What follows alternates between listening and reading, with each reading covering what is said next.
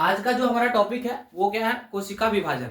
तो हम लोग जानेंगे कोशिका विभाजन क्यों होता है, कैसे होता है और कितने प्रकार का होता है। ये सभी चीजें के बारे में भी हम लोग क्या करेंगे, चर्चा करेंगे।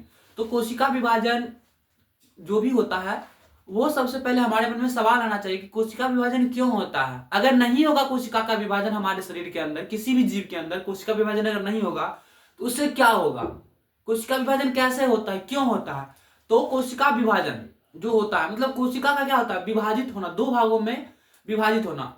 अगर हमारे शरीर के अंदर कोशिका का विभाजन नहीं होगा, अगर हमारे शरीर के अंदर कोशिका का विभाजन नहीं होगा तो हमारे जो शरीर में विकास और वृद्धि और विकास जो होता है, वृद्धि और विकास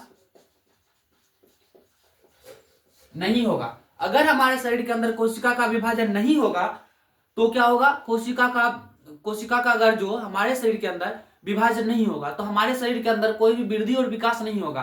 फॉर एग्जाम्पल के लिए हम मान लेते हैं कि जब जन्म के समय जितने बड़े रहते हैं उतने ही बड़े हम सब दिन रहेंगे, अगर हमारे शरीर के अंदर कोशिका का विभाजन नहीं होता। इसीलिए हमारे शरीर के अंदर कोशिका का विभाजन बहुत ही जरूरी होता है। कोशिका विभाजन से सबसे पहले क्या होता है, हमारे शरीर के अंदर जो भी वृद्धि होता है, मतलब जो भी हम बड़े होते हैं और हमारे शरीर के अंदर जो भी विकास होते हैं वो सभी किसके कारण होते हैं, कोशिका विभाजन के कारण होते हैं। और दूसरा जो होता है टूट फूट की मरम्मत। टूट फूट की मरम्मत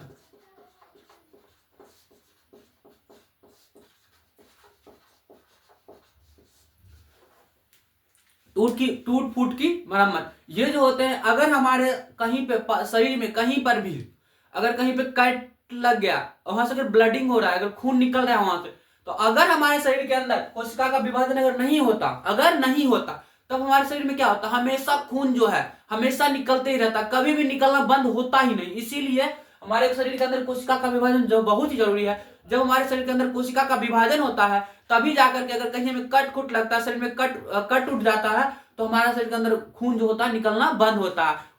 उसका जो भी होता है, कट कुट का जो भी मरम्मत होता है, टूट फूट का जो भी मरम्मत होता है, कोशिका विभाजन के कारण ही होता है। कोशिका विभाजन के कारण और क्या होता है, जब भी मेरा वृद्धि और विकास होता है किसके कारण होता है, कोशिका विभाजन के कारण ही होता है। अगर कोशिका का विभाजन हमारे शरीर में नहीं होगा तो ये सभी चीजें नहीं होगी, ये दोनों चीजें, ना ही हम बड़े हो सकते हैं और ना ही क्या होगा, हमारे शरीर के अंदर कोई भी चोट लगता है तो उसका कोई भी मरम्मत हो पाएगा।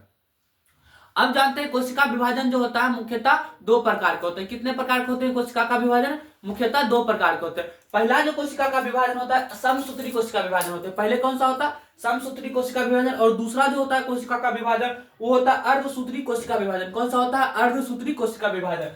तो यहां से क्या होगा, कोशिका विभाजन तो होते हैं, दो प्रकार के होते हैं। पहले कौन सा होता है, समसूत्री कोशिका विभाजन।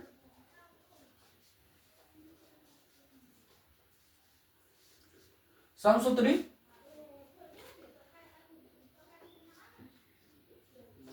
कोशिका विभाजन।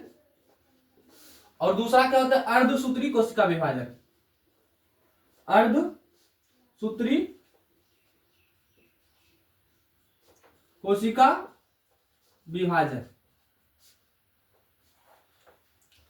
मैंने क्या बताया, कोशिका का जो विभाजन होता है दो प्रकार के होते हैं। पहले क्या होता है, समसूत्री कोशिका विभाजन, और दूसरा क्या होता है, अर्धसूत्री कोशिका विभाजन।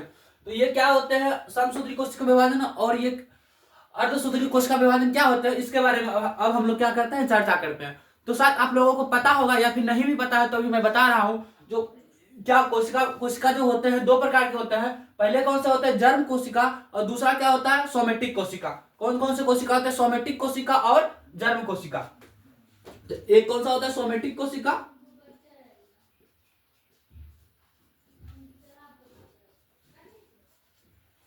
और दूसरा कौन सा होता है, जर्म कोशिका, या फिर इसको क्या कहते हैं, जनन कोशिका भी कहते हैं।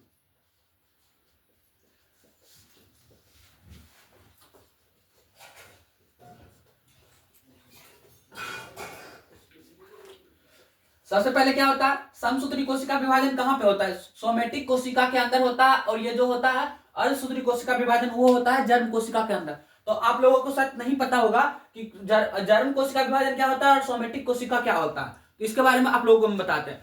जो भी जैसे कि कोशिका हमारे बाल के अंदर, नाखून के अंदर, या फिर पूरे शरीर के अंदर, जो भी हमारे शरीर के अंदर कोशिकाएं हैं, कहीं पर पूरे शरीर के अंदर जहां भी कोशिकाएं हमको दिख रही हैं, मतलब दिखती तो नहीं है, जो भी हमारे शरीर के अंदर कोशिकाएं हैं पूरे शरीर के अंदर, बाल हो, नाखून हो या फिर हमारा पूरा शरीर हो, उसके अंदर जो भी कोशिकाएं रहती है उसमें कौन सी कोशिकाएं रहती है, सोमेटिक कोशिकाएं रहती है। कौन सी कोशिका, सोमेटिक कोशिका। तो इसमें कहां कहा जाएगा, जैसे कि बाल बोल दिया हमने, बाल, नाखून,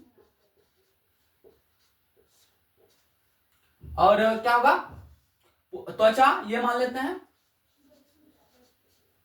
पूरा शरीर के अंदर जो यहां पर जो भी कोशिकाएं रहते हैं, बाल के अंदर, नाखून के अंदर, या फिर पूरे शरीर के अंदर जो भी कोशिकाएं रहते हैं वहां पे कौन सी कोशिकाएं रहती है, सोमेटिक कोशिकाएं रहती है। और फिर जर्म कोशिकाएं कहां पे रहती है, जैसे कि मान लेते हैं कि कोई भी अगर पुरुष हुआ, ठीक है, कोई भी अगर पुरुष है, ठीक है,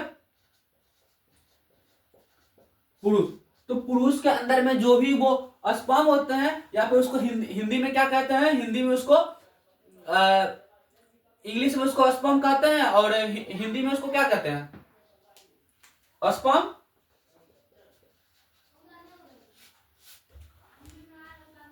और अगर कोई भी महिला है,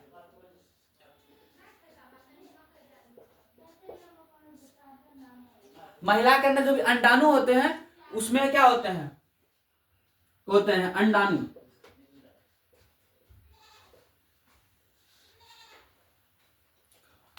तो अभी हमने क्या बताया, ये तो समझ गए होंगे ना सोमेटिक कोशिका क्या होता है। सोमेटिक कोशिका वो वैसा कोशिका होता है जो हमारे बाल के अंदर, नाखून के अंदर, शरीर, पूरे शरीर के अंदर रहते हैं, वो होती है सोमेटिक कोशिका। और जर्म कोशिका क्या होता है, जो भी मान लेते हैं अगर पुरुष के अंदर है तो पुरुष के अंदर ये स्पर्म का मतलब होता है शुक्राणु।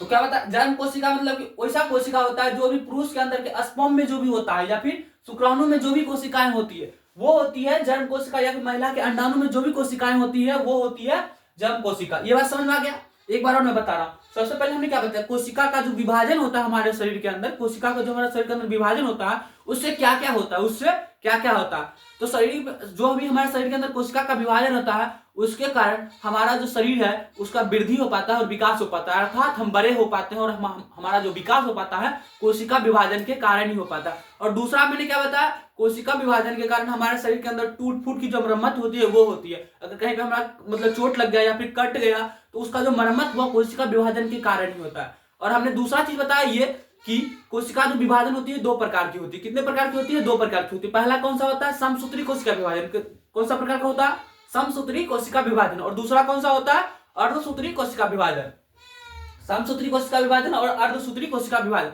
तो समसूत्री कोशिका विभाजन जो भी होता है वो कौन सा, सोमेटिक कोशिका के अंदर होता है। सोमेटिक कोशिका के अंदर मतलब क्या, हमारे पूरे शरीर में जो भी मतलब कि नाक, कान, बाल, नाखून, पूरे शरीर जो भी है, इस शरीर के अंदर हमारा जो कोशिका का विभाजन होता है उसमें होता है समसूत्री अर्थात सोमेटिक कोशिका विभाजन।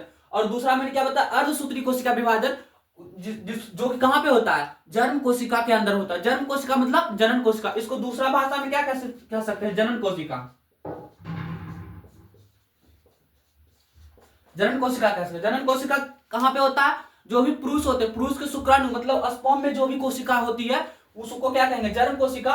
और जो भी महिला होती है उसका अंडाणु में जो भी कोशिका होते हैं उसको जर्म कोशिका कहते हैं। और ये जो जर्म कोशिका का विभाजन कहां पे होता है, ये जो अर्धसूत्री कोशिका विभाजन होता है ये जर्म कोशिका के अंदर में होता है। ठीक है, यहां तक क्लियर है। तो अब हम लोग समझते हैं कि जैसे कि आप लोगों को पता है कि किसी भी मतलब कि मानव में टोटल गुणसूत्र की संख्या कितनी होती है, 23 जोड़े होते हैं। कितने जोड़े होते हैं, 23 जोड़े मतलब 46 गुणसूत्र होते हैं। इसमें कितने गुणसूत्र हो जाएंगे, 46 गुणसूत्र हो जाएंगे। इसमें कितने गुणसूत्र हो जाएंगे, 46।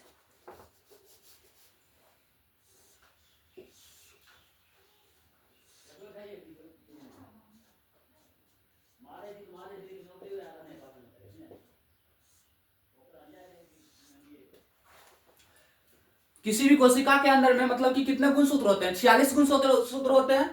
तो 46 गुणसूत्र में इसमें क्या बोला गया, समसूत्री कोशिका विभाजन। मतलब अगर इसमें कोशिका का विभाजन होता है तो अगर एक से भले दो कोशिका हो जाए लेकिन उसके अंदर भी जो मतलब गुणसूत्र की जो संख्या होगी वो सम ही होगी, मतलब बराबर ही होगी। इसका मतलब क्या हुआ, अगर मतलब ये एक कोशिका है और ये कोशिका अगर दो भागों में विभाजित होती है, मान लेते हैं कि इधर एक गया और एक इधर गया, तो इसके अंदर भी जो भी मतलब कोशिका के अंदर गुणसूत्र होंगे उसमें सम बराबर ही होंगे। मतलब कि अगर एक के अंदर 46 है इसके अंदर भी 46 और इसके अंदर भी 46 होंगे। इसका मतलब 2 into होते हैं इसमें, समझ गए। समसूत्री कोशिका विभाजन मतलब क्या, अगर किसी कोशिका का विभाजन हो रहा है इसमें अगर कोशिका का विभाजन हो रहा है तो जो मतलब मूल जो पहले से मतलब कि कोशिका के अंदर गुणसूत्र की संख्या है, वो जो विभाजित होने के बाद भी उस कोशिका में कितना 46 ही गुणसूत्र रहेंगे, इसीलिए इसको समसूत्री कोशिका विभाजन भी कहेंगे। क्यों? क्योंकि विभाजित होने के बाद भी, इसको दो भागों में बांटने के बाद भी जितना इसके पास गुणसूत्र है उतना ही बाद में भी इसके पास गुणसूत्र है। लेकिन ये जो अर्धसूत्री कोशिका विभाजन है इसके अंदर ऐसा नहीं होता। इसके नाम में ही क्या लिखा है? अर्धसूत्री कोशिका विभाजन। मतलब क्या? जैसे कोशिका का विभाजन होगा मतलब आधा आधा भागों में बढ़ जाएगा। ये जैसे कि इसमें जैसे कि 46 गुणसूत्र है पहले से, अगर कोशिका का जो विभाजन हुआ, अगर कोशिका का विभाजन हुआ ये 23 और इधर भी 23 भागों में, दो भागों में डिवाइड हो जाएंगे। इसमें मतलब क्या हुआ? हाफ हुआ इसका, अर्धसूत्री हो गया ना, इसीलिए इसको आधा आधा बट रहा है, इसीलिए इसको क्या बोले? अर्धसूत्री कोशिका विभाजन कहे। अगर मान लेते हैं कि किसी पुरुष के अंदर, एग्जांपल लेते हैं, मान लेते हैं कि किसी पुरुष के अंदर का स्पर्म जैसा है, इसका अगर एग्जांपल हम लिए हैं, ठीक है, उसके मतलब पहले क्या होगा? पहले उसका जो स्पर्म होगा, यानी स्पर्म मतलब शुक्राणु का जैसे कोशिका का विभाजन होगा उसके अंदर में, तो उसका जो भी रहेगा 46 पहले से उसके अंदर गुणसूत्र रहेगा। और क्या होगा? उसके मतलब स्पर्म के अंदर में 23 और 23 जोड़े, 23 में दो भागों में डिवाइड हो जाएगा। अगर किसी महिला का है, अगर किसी, मान लेते एग्जांपल के लिए, अब यहां से महिला के लिए एग्जांपल मानते हैं, तो इसके अंदर गुणसूत्र की संख्या कितनी रहेगी? 46 रहेगा। इसका भी डिवाइड होगा तो 23 और 23 दो भागों में, इसका अंडाणु का जो विभाजन होगा 23 और 23 दो भागों में विभाजन होगा। यहां तक क्लियर है? मैंने क्या बताया कि समसूत्री जो कोशिका विभाजन होती है, अगर यहाँ पे मान लेते हैं कोई एक कोशिका है, वो एक कोशिका मतलब कि टूट करके या फिर जैसे भी हो, अगर वो दो भागों में हो जाता है, ठीक है, वो दो भागों में विभक्त हो जाता है, दो भागों में गया, तो एक कोशिका के अंदर जैसे कि 46 गुणसूत्र होते हैं। कोशिका के अंदर कितने गुणसूत्र होते हैं? 46 गुणसूत्र होते हैं। तो अगर वो मतलब एक ही कोशिका को दो भागों में बट भी रहा है ना, तो फिर भी एक के अंदर 46 और दूसरे के अंदर भी 46 ही गुणसूत्र रहेंगे, इसीलिए इसको समसूत्री कोशिका विभाजन बोले हैं। क्या बताया मैंने? कि अगर कोई एक कोशिका है और उसका विभाजन हो रहा है, क्या हो रहा है? उसका विभाजन हो रहा है, तो पहले से उसके अंदर 23 तो है ही, सॉरी 46 तो है ही, कितना है? 46 गुणसूत्र तो है, लेकिन वो विभाजित होने के बाद ये पहले के अंदर भी 46 हो जाएगा और दूसरे के अंदर भी 46 गुणसूत्र हो जाएंगे। लेकिन ये अर्धसूत्री कोशिका विभाजन जो है उसमें ऐसा नहीं होगा, बल्कि उसमें क्या होगा? अगर एक कोशिका है और उसका विभाजन हो रहा है तो क्या होगा? आधा उसमें दे देगा और आधा उसमें दे देगा, मतलब आधा आधा डिवाइड कर रहा है, मतलब एक में 23 दे देगा और दूसरे में 23 दे देगा, इसीलिए इसको अर्धसूत्री कोशिका विभाजन कहते हैं। अब मैंने क्या बताया? अगर मान लीजिए एग्जांपल के पुरुष के किस में रहेगा अर्धसूत्री कोशिका विभाजन? किस में होगा? वो किस में होगा? तो शुक्राणु मतलब स्पर्म में होगा। स्पर्म में मतलब होगा तो क्या?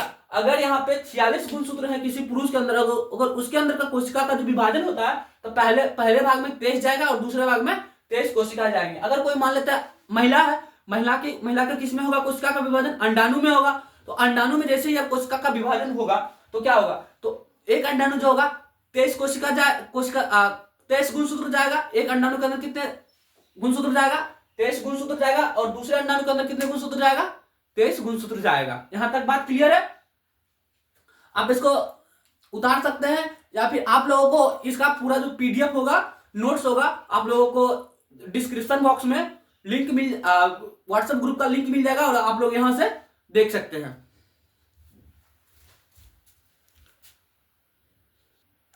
अब जो आगे हम लोग चर्चा करेंगे वो करेंगे कि लिंग निर्धारण के बारे में चर्चा करेंगे। किसके बारे में चर्चा करेंगे? लिंग निर्धारण, मतलब कि कैसे लड़का होगा और कैसे लड़की होगी, इसके बारे में चर्चा करेंगे। तो सबसे पहले हमारा टॉपिक का नाम क्या रहेगा? लिंग निर्धारण।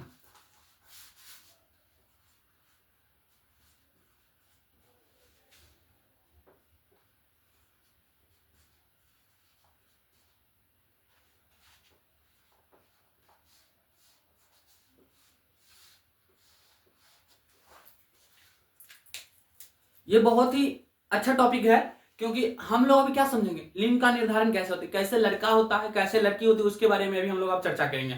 तो पहले हम लोग मान लेते हैं कि ये कोई लड़का है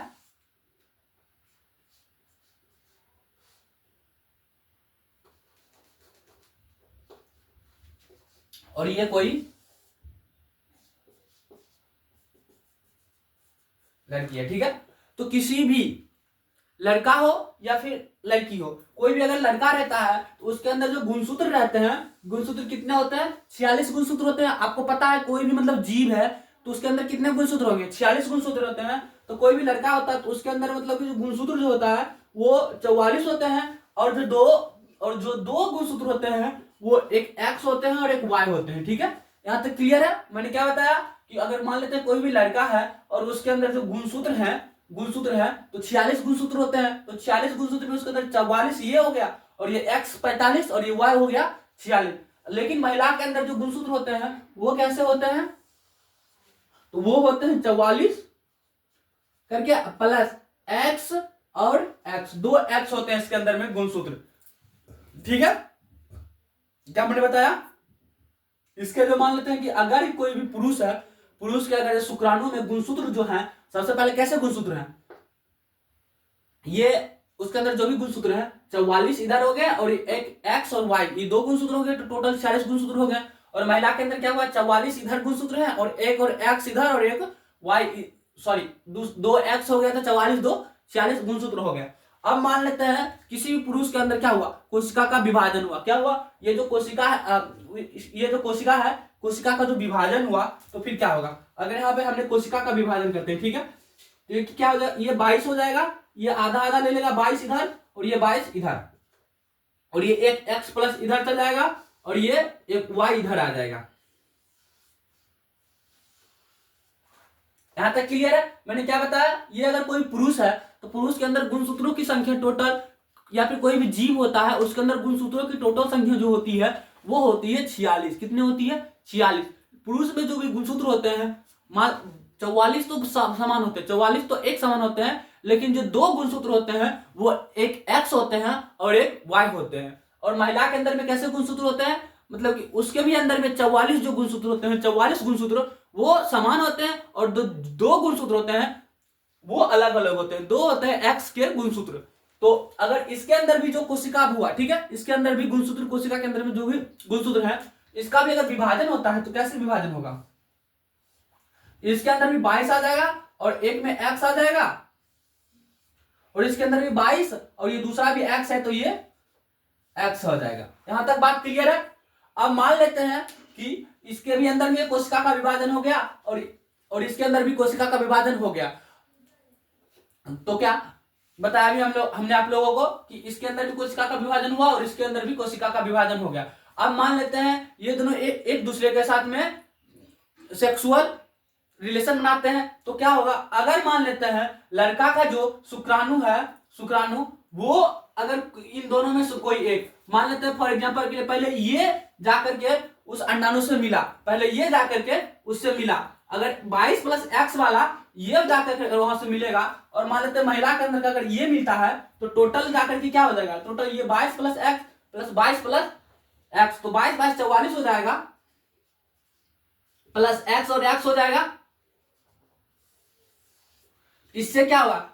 इससे लड़की बनेगा, क्योंकि लड़की का जो अंदर में जो भी होता है गुणसूत्र जो होता है 44 प्लस एक्स एक्स होता है, और यहाँ पे भी 44 प्लस एक्स एक्स हो गया, तो इसका मतलब क्या? यहाँ पे लड़की होगा। अगर फॉर एग्जांपल के लिए लड़का के अंदर का अगर ये वाला मतलब जो डिवाइड हुआ है गुणसूत्र वाला ये, और लड़की के अंदर का ये, तो 22 प्लस 22 44 हो जाएगा यहाँ पर, और ये एक्स और ये वाई, तो प्लस एक्स और वाई हो जाएगा। तो इससे क्या होगा? यहां से लड़का होगा,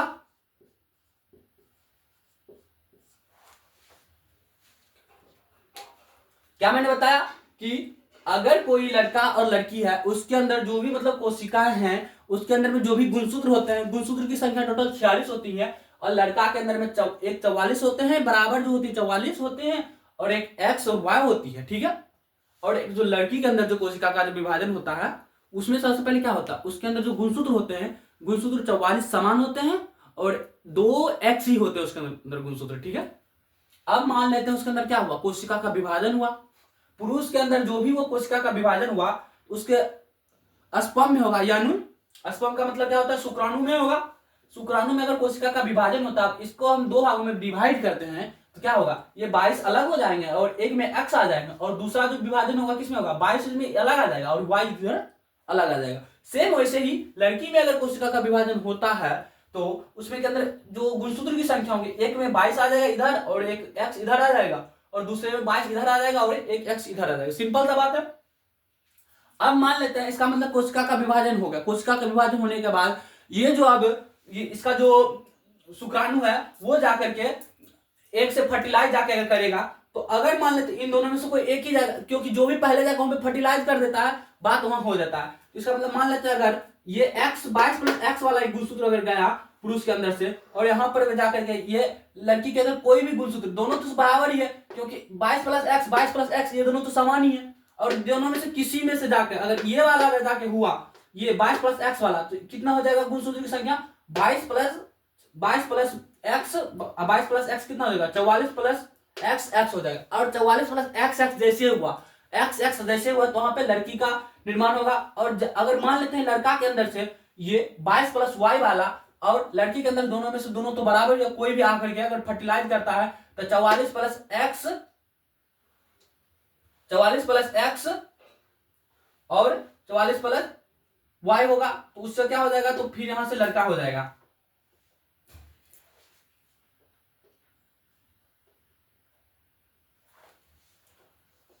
यहां तक बात क्लियर है।